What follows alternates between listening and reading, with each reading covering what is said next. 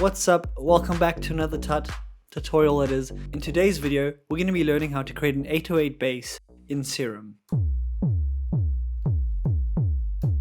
If you're here just for the preset, then you can download that in the link in the description below.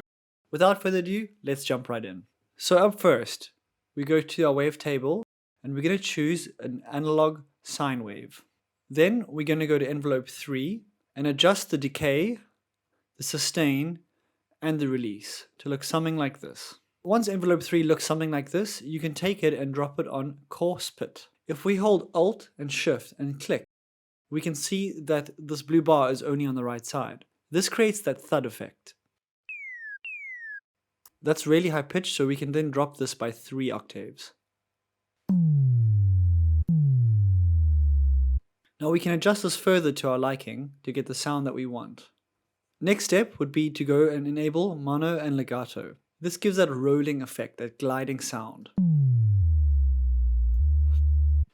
Next we can go to envelope 1 and again adjust the decay and sustain.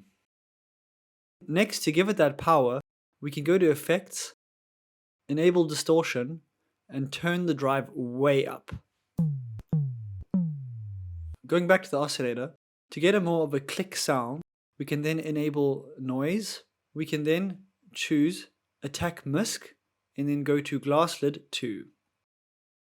Enable one shot mode and then turn the level up. It's already sounding really cool. Then to make it sound even better, we can adjust the pitch to give that low end sound. Oh yeah, oh yeah.